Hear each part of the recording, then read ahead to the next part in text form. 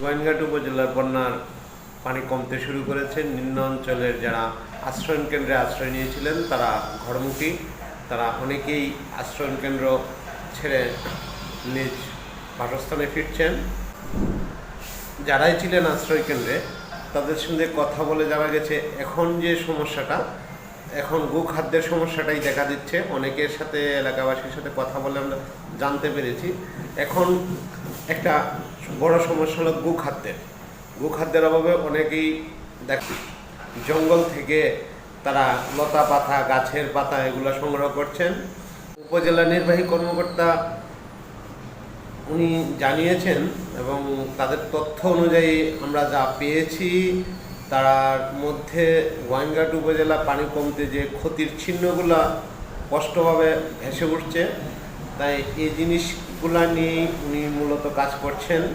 বর্তমানে উনি পরিদর্শনে ভিন্ন জায়গা থেকে খবর আসতেছে যে রাস্তাঘাটে যে ভাঙ্গা, এই বিষয় নিয়ে উনি পরিদর্শন করছেন এবং মনিটরিং করছেন। উপজেলা নির্বাহী কর্মকর্তা আরও জানিয়েছেন যে ত্রাণের ব্যবস্থা, যে ত্রাণ, শুকনো ত্রাণ, এটা নিম্ন অঞ্চলে উনি যাচ্ছেন এবং অবধি রাত্র পর্যন্ত এই ত্রাণ বিতরণ করছেন।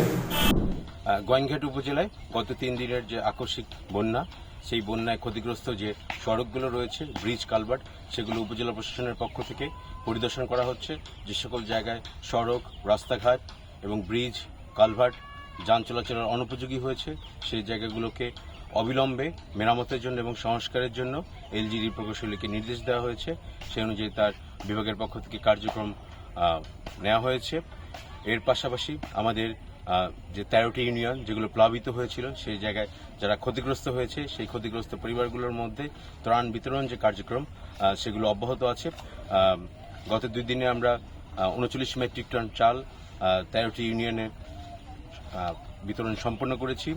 আজকে বিভিন্ন ইউনিয়ন যেগুলোতে খুব পরিমাণে ক্ষতিগ্রস্ত হয়েছে তাদেরকে আমরা শুকনো খাবার বিতরণ করা হবে। প্রায় 1,500-এর মতো প্যাকেট বিতরণ করা হবে, যেখানে চিড়া, গুড় সহ অন্যান্য সামগ্রী থাকবে। এর পাশাপাশি যেহেতু পানি উঠেছে, সম্পূর্ণ এলাকায় এখন নিমজ্জিত ছিল, এই কারণে পানি বিশুদ্ধকরণ যে ট্যাবলেট আছে, যাতে প্রতিটি পরিবার এই পানি বিশুদ্ধকরণ ট্যাবলেটের পায়, সেটি নিশ্চিত করা হয়েছে। জনস্বাস্থ্য প্রকৌশলী বিভাগের পক্ষ থেকে পানি বিশুদ্ধকরণ যে ট্যাবলেট রয়েছে সেটিও বিতরণ করা হবে। ধন্যবাদ। সিলেটের গোয়েনঘাট উপজেলার বন্যার পরিস্থিতি এখন অনেকটা স্বাভাবিক। গত বৃহস্পতিবার থেকে টানা ভারতের মেঘালয় থেকে, উজান থেকে নেমে আসা পাহাড়ি ঢলে ফার্স্ট ফ্লাডে আমাদের গোয়েনঘাটের সমস্ত রাস্তাঘাট প্লাবিত হয়ে গেছিল।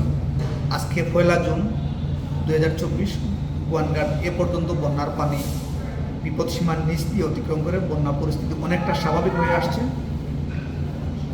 সরকারের পক্ষ থেকে উপজেলা প্রশাসন, আমাদের গোয়েনঘাট উপজেলা প্রশাসন এবং মাননীয় এমপি মহোদয় যথেষ্ট তৎপর রয়েছেন এবং প্রত্যেকটা আশ্রয় কেন্দ্রে এবং প্রত্যেকটা ডুবন্ত এলাকায় যথেষ্ট ত্রাণ সামগ্রী সরকারের মাধ্যমে পৌঁছে দেওয়া হচ্ছে এবং ত্রাণ সামগ্রী দেওয়া অব্যাহত রয়েছে। মানুষ এখন আশ্রয় কেন্দ্র থেকে তাদের নিজ নিজ করে ফিরেছে। রাস্তাঘাটের বেহাল দশা, রাস্তাঘাটের জন্য উপজেলা প্রশাসন থেকে প্রকৌশলী মহোদয়কে নির্দেশনা দেওয়া হয়েছে এবং ক্ষয়ক্ষতি নিরূপণের চেষ্টা চলছে।